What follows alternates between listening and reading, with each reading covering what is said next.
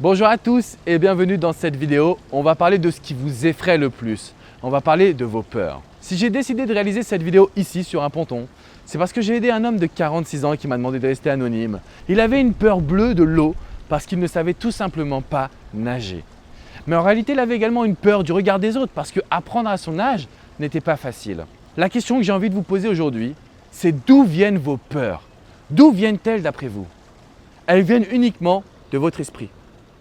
Cet homme pensait qu'il n'arriverait jamais à apprendre à nager, qu'il était trop vieux, trop bête pour y arriver, que tout le monde allait se moquer de lui. Je lui ai demandé tout simplement de prendre un cours de piscine, d'abord en privé, puis après d'y aller dans un cours en public, c'est-à-dire qu'il partageait la piscine avec d'autres personnes. Et comme par enchantement, c'est à ce moment-là qu'il a réussi à prendre confiance en lui, qu'il a réussi à combattre ses peurs et qu'il a appris à nager en seulement quelques séances.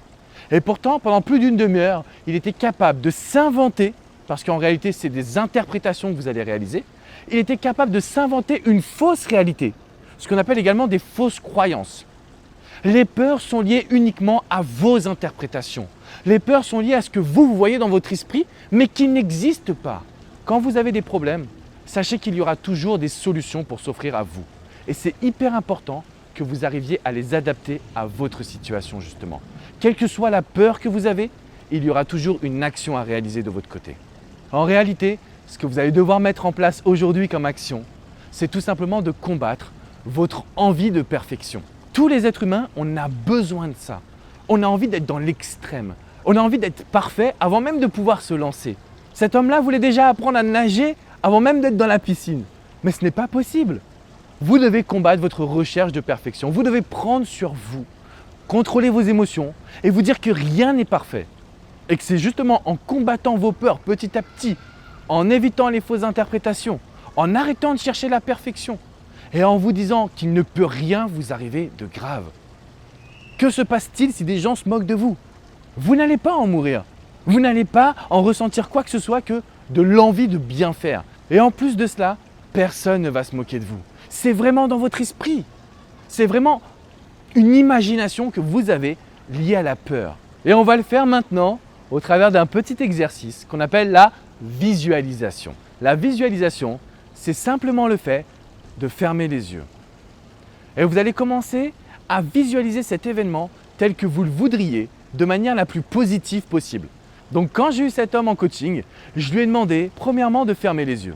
Deuxièmement, de contrôler sa respiration, de se concentrer sur le fait d'inspirer et d'expirer. Dans un deuxième temps, je lui ai demandé de commencer à visualiser cet objectif tel que dans l'idéal, il se produirait. Comment son maître nageur se comporterait avec lui? Comment lui ressentirait de la fierté de se dire « j'ai fait le pas ». Et quand vous commencez à visualiser cela, quand vous commencez à le rendre réel dans votre esprit, que se passe-t-il d'après vous?